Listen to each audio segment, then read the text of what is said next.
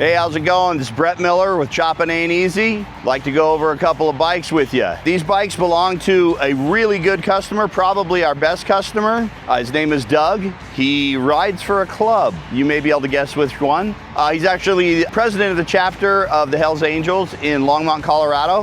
He's a really good friend of the shop. He lets us do a lot of cool stuff to a lot of cool bikes. He owns quite a few cool bikes, so that's great for us. He lets us modify them, and we brought these two in particular outside right now because we wanted to show you these spectacular paint jobs he had done. We've got a 2015 Road Glide and a 2005 Dyna Superglide. Both of these bikes Doug has put many miles on. I'm assuming at a high rate of speed. That's kind of how he gets down. And there is just not a part on either one of these that has not been modified. They're great looking bikes. We are out in the sun so that you can mostly see the outside stuff. We will be going inside where you don't hear the interstate and be getting a little more in depth on what all these bikes have on them.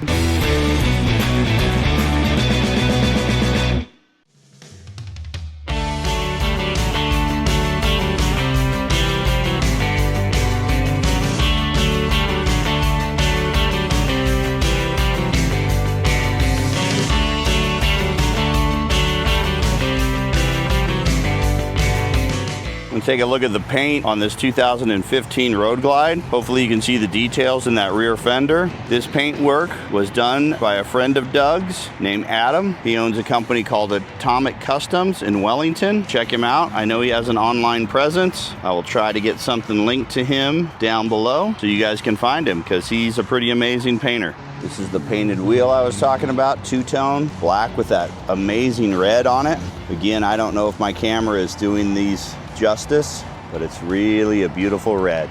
Different friends of the club and members of the club have made parts for these bikes over the years. Doug was telling me about a gentleman back east that used to make these front fender emblems for him that mimic the Harley Davidson ones that might have said Ultra Classic or Road King or things like that. He made those for the club. Apparently that poor gentleman has since passed away, so Doug was very excited to have a set of these to put on this particular bike.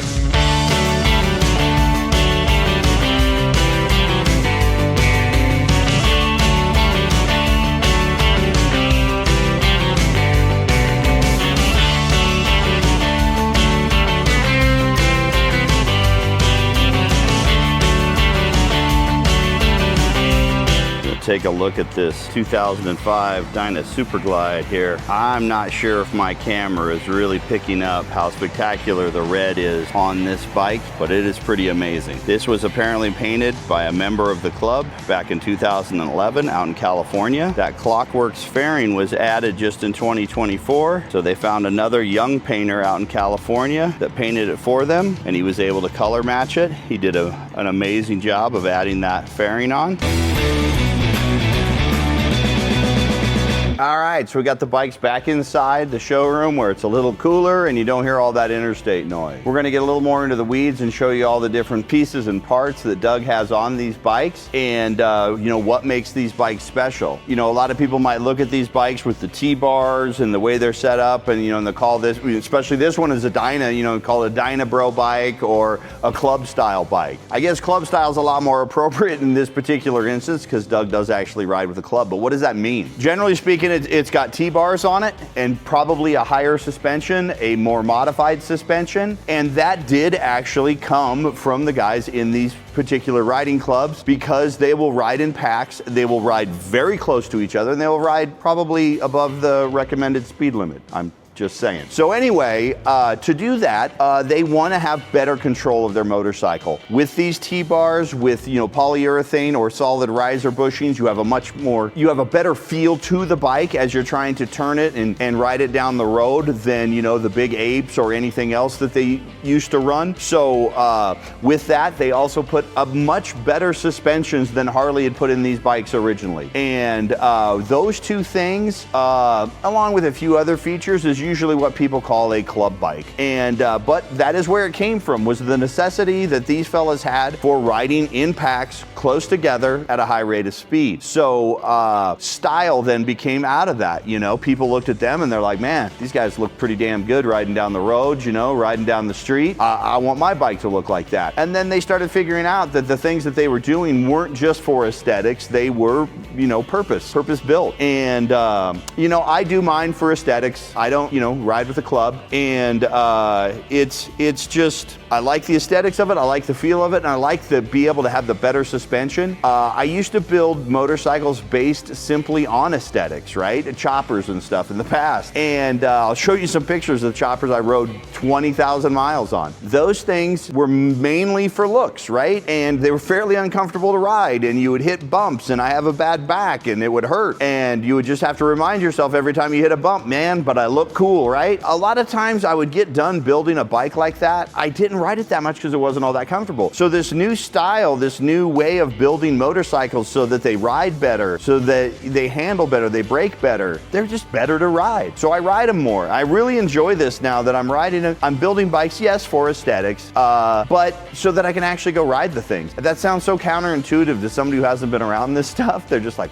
why would you build one, spend all that money if it wasn't that comfortable to ride? Well, mostly because I'm an idiot, I guess. But anyway, that's a different story. We can take a look at these things and see that they are purpose built, and this is something that other people are emulating. I've got a lot of customers, you know, that want this look, that want to be able to ride their bike and it handles better and it's more fun to ride. If your bike's more fun to ride and you're more comfortable on it, you're gonna ride it more. None of these bikes are inexpensive, so have it set up the way that you want it. You're gonna ride it more, you're gonna enjoy it more, and you're gonna get more out of the money that you spend on the bike. Let's get a little more into the weeds on all the stuff that Doug's got going here. Check it out.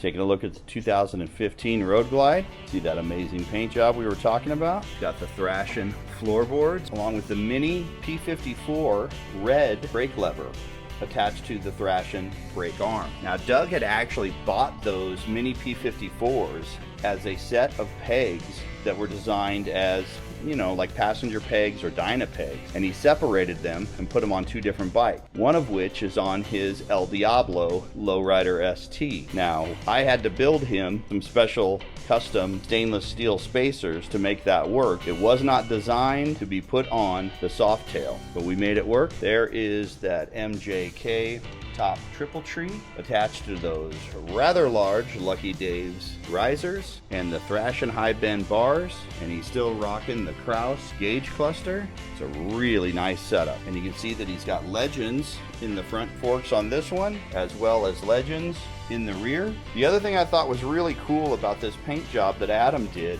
is, I don't know if it's showing up that well, but this bike, one of the other things we did for him is we put the bronze wheels off of a newer Road Glide ST, and he liked that bronze so much that when this paint job was being done, he had Adam paint the speaker grills a bronze color as well to go with the whole theme of the bike. These speakers in here are aftermarket Rockford Fosgates, and Adam, you know, sanded them and prepped them and got them all painted up. The other thing that Doug really likes is he's buddies with Big Mike, and he really likes the BM Corbin seats. They really kind of push you back a little bit. Doug is a bigger cat, so he likes to have, you know, the room to ride these bikes, and obviously that is not a seat that the general public could get. Death head on there. Yeah, it's pretty cool stuff. We also got him the Thrashin shorter shifter along with their easy shift, and again with the floorboards front and rear. The Bassani 2-into-1 exhaust on this bike does make it sound as good as it looks.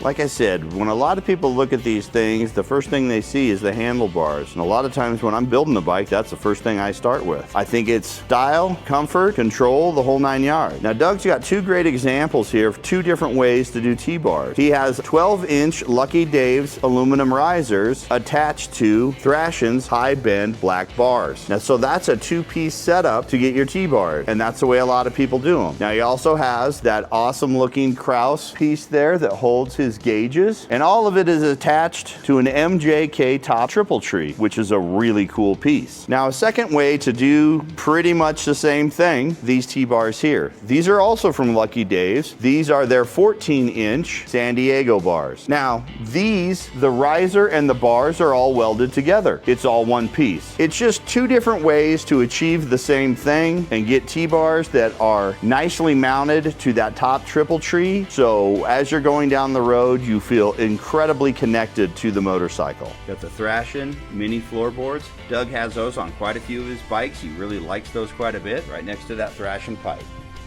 So we take a look at the 2005 Dyna. Got the Race Tech front suspension with the Speed Merchant adjusters on the top. That amazing paint job. I've been oogling over that all day. You can see that amazing looking Thrashin pipe. Doug really liked that pipe when we put it on. He has the Works rear suspension along with the single tail light and the OG bags on there. Dyna guys got to have those bags, bud. Those are the ones to have. In the front end, Doug does have his turn signals built in to his mirrors. Those are actually Harley Davidson units that we installed here at High Country.